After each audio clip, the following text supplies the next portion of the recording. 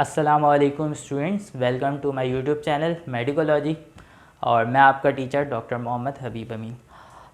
पिछले में कुछ दिनों पहले मैंने एक वीडियो बनाई जिसमें मैंने आपको बताया कि भाई 1 से 1.5 महीने का टाइम रह गया है। अब इस दौरान आपने स्टडी क्या कैसे करनी है, आपका स्टडी प्लान क्या होना चाहिए, शेड्यूल क्या होना चाहिए, शेड्यूल बनाने के बाद उसको फॉलो अप कैसे करना है। तो इस वीडियो के बाद बहुत सारे स्टूडेंट्स का मेरे पास मैसेज आया कि सर शेड्यूल बना लेंगे, फॉलो अप भी कर लेंगे, बट हमें कुछ गाइड कर दें कि अब 1 से 1.5 महीने में क्या क्या चीज़ें मोस्ट इंपॉर्टेंट है जिस पे ज़्यादा से ज़्यादा टाइम देना चाहिए।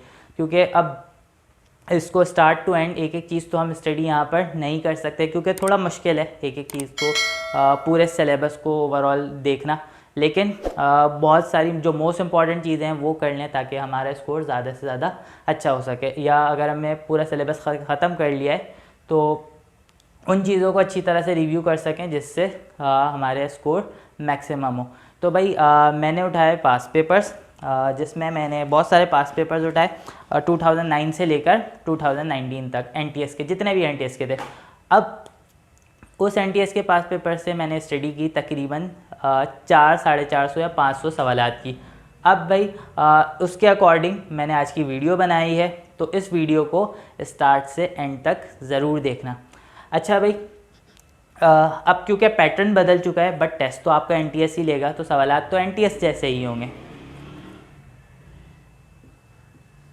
200 एमसीक्यूज़ का पैटर्न है आपका। अब इस 200 एमसीक्यूज़ के पैटर्न में 80 एमसीक्यूज़ बायोलॉजी के हैं, 60 जो हैं वो केमिस्ट्री के हैं, 40 फिज़िक्स के, 20 जो हैं वो आपके इंग्लिश के। अच्छा भाई, अब मैंने जो स्टडी की है वो क्या है, सबसे पहले बायोलॉजी से स्टार्ट करता हूँ। भाई बायोलॉजी में मैंने तकरीबन 6 सेक्शंस बनाए। बायोलॉजी में टोटल 27 चैप्टर्स हैं, 14 चैप्टर बुक 1 से, 13 चैप्टर बुक 2 से। अच्छा भाई, पहला जो चैप्टर इंट्रोडक्शन टू बायोलॉजी, मैंने बहुत सारे सवालात को देखे हैं जिसमें से सिर्फ एक सवाल, यानी 10 सालों में सिर्फ एक सवाल था जो चैप्टर 1 से आया था। अब आप खुद अंदाज़ा कर लो कि इसके लिए क्या क्या चीज़ें, एक बार आप उसको अच्छी तरह से रीड आउट कर लो, कुछ एमसीक्यूज़ मिल जाए उसको सॉल्व कर लो, प्रैक्टिस कर लो। मेरे पेज पर इस चैप्टर के एमसीक्यूज़ मौजूद हैं, आप वहाँ से उसको अटैम्प्ट कर सकते हो। उसके बाद chapter 2 biological molecule, chapter 3 enzymes, chapter 4 दी सेल। इन तीनों चैप्टर का एक ग्रुप बना दिया जिसको मैंने नाम दे दिया बायोकेमिस्ट्री एंड साइटोलॉजी। अब इन तीनों चैप्टर से जो एमसीक्यूज़ बने थे ना, वो बने थे बुक की लाइंस। सही है, बिल्कुल एग्जैक्ट बुक की लाइन, आप बुक को रीड करनी पड़ेगी ताकि आप लाइन को फॉलो अप कर सको। उसके बाद कुछ स्टेटमेंट्स थी जो आपको जानना ज़रूरी थी, कुछ रीजनिंग क्वेश्चंस थे या डायग्रामेटिक थे। सही है, इस तरह के क्वेश्चंस इसमें से बने थे। ख़ास तौर पे जो रीजनिंग क्वेश्चंस बने वो चैप्टर 3 से एंजाइम वाले, जिसमें specifically factors affecting of enzyme वाला पार्ट ज़्यादातर फॉलो किया गया। और फिर उसके बाद चैप्टर नंबर 4 से यानी सेल से कुछ डायग्रामेटिक क्वेश्चंस आ चुके हैं, जिसमें आप बहुत सारे क्वेश्चंस हैं जो आप देख सकते हो। इंशाल्लाह मैं उसकी भी वीडियो बनाऊंगा कि किस तरह से हमने इस तरह के क्वेश्चन को अटैम्प्ट करना है।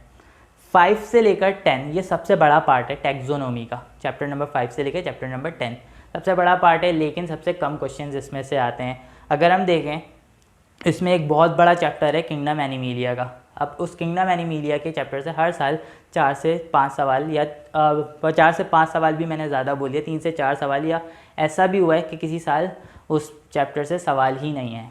सही है, तो इतने सवाल आते हैं, आपने उसको रीड करना है बुक की लाइन। अगर आपको मुश्किल लगे, मेरे चैनल पे इसकी वीडियो मौजूद है, आप एक एक फाइलम की वीडियो देखकर उसको समझ सकते हो। चैप्टर नंबर 9 3 साल से उसका एक भी सवाल पेपर में नहीं आया। सही है, एक भी सवाल, अगर उससे सवाल आए भी हैं तो उससे फ्लोरल फार्मूला पूछा गया है, फ्लोरल डायग्राम एक बार आ चुकी है, और साइंटिफिक नेम, बॉटनिकल नेम आ चुका है, और उसके अलावा कुछ छोटे मोटे क्वेश्चन बुक की लाइंस आ चुकी हैं। सही है, तो इसमें से बहुत ज़्यादा कॉन्सेप्चुअल चीज़ें नहीं पूछी जाती। सही है, और उसके बाद जो पिछले जो चैप्टर्स हैं, फंजाई है, प्रोटोक्टस्टा है। प्रोटोक्टस्टा में जो मलेरिया वाले life cycle of malarial parasite है उसमें से क्वेश्चंस आ चुके हैं। सही है, और क्लासिफिकेशन की बात की गई है। और इसके अलावा चैप्टर 5 में वायरसेस का पोर्शन बहुत ज़्यादा इम्पॉर्टेंट है। फिर उसके बाद अब सबसे ज़्यादा जो बड़ा पार्ट है वो अब शुरू होता है, chapter number 11 to 14 and book 2 से चैप्टर नंबर 1 से लेके चैप्टर नंबर 5 तक। ये वाला पार्ट मैंने बनाया है, इस वाले पार्ट को मैंने रखा है सेक्शन फिजियोलॉजी के अंदर। अब इसमें क्या है, फंक्शनल बायोलॉजी है, ये बेसिकली बायोएनर्जेटिक्स है और इसके अलावा न्यूट्रिशन है, यानी ह्यूमन सिस्टम और जितने भी रिएक्शंस हैं, जितने भी मैकेनिज़म्स हैं, उन सारी चीज़ों को डिस्कस किया गया। ख़ास तौर पे ह्यूमन फिजियोलॉजी, ह्यूमन बायोलॉजी से रिलेटेड ज़्यादातर क्वेश्चन आते हैं इस क्वेश्चन में। यानी अगर मैंने 400 सवालात को रीड किया है, उन 400 सवालात में पिछले 10 सालों में 400 में से तकरीबन 250 सवालात जो थे वो इन चैप्टर्स से आए हुए थे और उनमें से उन 250 में से तकरीबन 90% जो थे, यानी 250 में से 200 से भी ज़्यादा सवालात ह्यूमन फिजियोलॉजी से थे, यानी ह्यूमन सिस्टम से रिलेटेड थे। तो ह्यूमन सिस्टम वाले पार्ट को आपने ज़्यादा फोकस करना है। फिर उसके बाद आ जाओ चैप्टर 6, बुक 2 के चैप्टर 6 से लेके चैप्टर नंबर 10 तक, जिसको मैंने रखा है जेनेटिक्स के अंदर। अब इसमें सबसे ज़्यादा जो पार्ट आया था चैप्टर नंबर 8 का, जेनेटिक्स वाला, सही है। इसमें से कॉन्सेप्चुअल क्वेश्चन आते हैं, ये पार्ट आपको अच्छी तरह से समझना है और इसमें से सबसे ज़्यादा जो क्वेश्चन पूछे जाते हैं वो सेक्स लिंक इनहेरिटेंस के पूछे जाते हैं।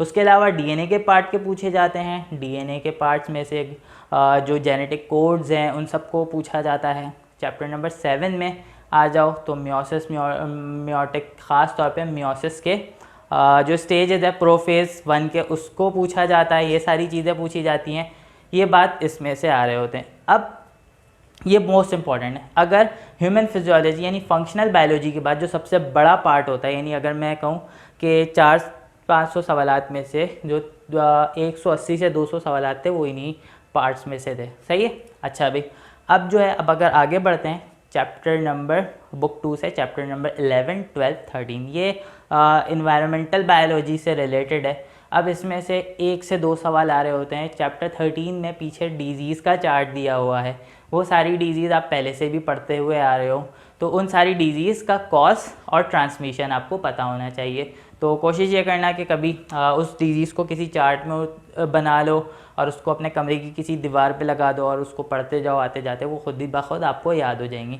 तो इस तरह से आप करो, ये आपका पूरा पार्ट कंप्लीट हो जाएगा। बायोलॉजी इस तरह से आप अच्छी तरह से कंप्लीट कवर अप कर सकते हो। आगे बढ़ते हैं केमिस्ट्री पे। केमिस्ट्री के 3 पार्ट है। पहला पार्ट जो है वो बुक 1 है कंप्लीट, वो है फिज़िकल केमिस्ट्री, जिसमें न्यूमेरिकल्स हैं, रीजनिंग क्वेश्चंस हैं, बुक की लाइंस हैं, सही है। तो न्यूमेरिकल्स भी आपको पता है, चैप्टर 6 हो गया। और फिर उसके बाद इक्वेशन बैलेंस है, चैप्टर 7 से आ रहे होते हैं। न्यूमेरिकल 6 से आते हैं, 1 से आते हैं, 2 से आते हैं, 8 से आते हैं और 5 के कुछ न्यूमेरिकल्स है वो आते हैं। उसकी शॉर्ट ट्रिक्स क्या होती है, ये सारी चीज़ें आपको केमिस्ट्री का टीचर ज़्यादा अच्छी तरह बता सकता है। और बुक की लाइंस, तो बुक को रीड करना बहुत ज़्यादा ज़रूरी है और रीजनिंग क्वेश्चंस भी इसमें से बन रहे होते हैं। अच्छा, और उसके बाद जो सेकंड पार्ट है वो ऑर्गेनिक केमिस्ट्री का है, सॉरी इनऑर्गेनिक केमिस्ट्री का है। इनऑर्गेनिक केमिस्ट्री में आपको पता है बुक 2 में से चैप्टर 1 से लेकर चैप्टर नंबर 5 तक। अब इसमें नोमेनक्लेचर है, नोमेनक्लेचर आपको उसका मेथड आपको पता होना चाहिए। और फिर उसके अलावा जो है जितने कंपाउंड्स हैं उनका जो बेसिक फार्मूला है, ये सारी चीज़ें, उनका जो नेम है, ये सब पता होना चाहिए। प्रोसीजर मेथड, जो प्रोसीजर होता है, एक्सट्रैक्शन होती है, इनमें जो कुछ मेन स्टेप्स होते हैं, ये सारी चीज़ें पता होनी चाहिए। उसके बाद आते हैं ऑर्गेनिक में। ऑर्गेनिक में वाला पार्ट जो होता है वो ज़्यादातर उसमें नोमेनक्लेचर आते हैं, रिएक्शंस पूछे जाते हैं। रिएक्शंस को समझना बहुत से स्टूडेंट्स के लिए बहुत ज़्यादा मुश्किल हो जाता है। रिएक्शंस को, सबसे पहली बात तो आपको रिएक्शन की क्लासिफिकेशन पता होनी चाहिए। मैं कोशिश ये करूँगा, मैं वादा नहीं कर रहा, कोशिश ये होगी कि अगर टाइम बचा तो रिएक्शन क्लासिफिकेशन की वीडियो मैं ज़रूर बनाऊँगा, सही है, जिसमें से आपको बताऊँगा कि भाई आप रिएक्शन को देखकर अंदाज़ा कर सकते हो कि इसमें से कैसा प्रोडक्ट बनेगा। इवन कि आप कैटलिस्ट को देखकर अंदाज़ा कर सकते हो। फॉर एग्जांपल, एक छोटी सी एग्जांपल देता हूँ, अगर आपको ये वाला कैटलिस्ट कहीं पे भी दिखे तो इसका मतलब है रिएक्शन क्या है, हाइड्रोजिनेशन है। या तो हाइड्रोजिनेशन है, हाइड्रोजन ऐड होने वाला है, या तो फिर रिडक्शन होने वाली है। जस्ट लाइक अगर फॉर एग्जांपल अगर इथीन है तो उसको इथेन में कन्वर्ट करने के लिए निकल कैटलिस्ट यूज़ होता है, सही है। तो ये इस तरह की कुछ बेसिक बातें हैं। अगर for example vanadium pentoxide use किया गया है तो इसका मतलब है वहाँ पे ऑक्सीडेशन होगी। तो ये कैटलिस्ट का आपको पता होना चाहिए, कार्बन नंबर का, ये सारी चीज़ें पता होनी चाहिए। उसके अलावा कुछ बेसिक बातें हैं, डायमेंशन है, स्ट्रक्चर्स हैं, वो पता होने चाहिए केमिस्ट्री में। फ़िज़िक्स की बात करूँ तो भाई फ़िज़िक्स के लिए जो है फ़िज़िक्स का जो पार्ट होता है वो 3 स्टेप्स पर कंसिस्ट है। फ़िज़िक्स की चैप्टर वाइज क्लासिफिकेशन मैंने नहीं की है, बट होता ये है कि वो 3 स्टेप्स पर कंसिस्ट होता है। First one is numerical. तकरीबन आपका 55% जो पेपर होता है ना वो न्यूमेरिकल बेस्ड होता है, तो न्यूमेरिकल की अच्छी प्रैक्टिस करो, शॉर्ट ट्रिक्स को देखो, और इसके लिए आपको बेसिक मैथ रूल्स का पता होना चाहिए, सही है, जिसमें आपको मल्टीप्लिकेशन, डिवीजन, एडिशन, सब्ट्रैक्शन, ये सारी चीज़ें आपको विदाउट कैलकुलेटर सॉल्व करना आना चाहिए, सही है। ये सारी चीज़ें विदाउट कैलकुलेटर आपको सॉल्व करना आना चाहिए। रूट कैसे लेना है और स्क्वायर कैसे लेना है, ये विदाउट कैलकुलेटर ये सारी चीज़ों का पता होना चाहिए। फिर उसके बाद रीजनिंग क्वेश्चंस आ रहे होते हैं, तो रीजनिंग क्वेश्चन जब तक आपका कॉन्सेप्ट क्लियर नहीं होगा फिज़िक्स से रिलेटेड तो आप उसको अटेम्प्ट नहीं कर पाओगे। उसके अलावा बुक की लाइन्स आ जाती हैं, तो बुक को पढ़ना ज़्यादा ज़रूरी है, सही है। तो बुक को लाजमी पढ़ा करो, और उसमें आप बुक को कैसे पढ़ना है ये आपके ऊपर है। अब आते हैं इंग्लिश के ऊपर। इंग्लिश पे आते हैं। इंग्लिश पे जो चीज़ें आती हैं, देखो भाई इंग्लिश में सबसे पहली चीज़ है रीडिंग कॉम्प्रिहेंशन। पैसेज आ जाता है, एक सवाल के लिए आपके पास 45 सेकंड है, एक पेज का पैसेज आ गया, अब उसको पढ़ने में ही 1 मिनट लग जाएंगे, सही है। तो इसके लिए आपकी रीडिंग स्किल्स अच्छी होनी चाहिए। तो इंग्लिश के लिए नंबर 1 काम है रीडिंग स्किल करना। तो अब उसके लिए आपको अलग से टाइम देने की ज़रूरत नहीं है। क्या करोगे आप, अगर फॉर एग्जाम्पल आप स्टडी कर रहे हो, फिज़िक्स पढ़ रहे हो, तो 2 घंटे फिज़िक्स पढ़ी, 15 मिनट का ब्रेक ले लिया। अब 15 मिनट का ब्रेक ले लिया, कोई बुक रख लो अपने साथ, या फिर इंटरनेट पे स्टोरीज़ पढ़ लो। पढ़ने के बाद जो है आप जब वो पढ़ोगे तो रीडिंग स्किल्स आपकी खुद ब खुद डेवलप हो जाएंगी, सही है।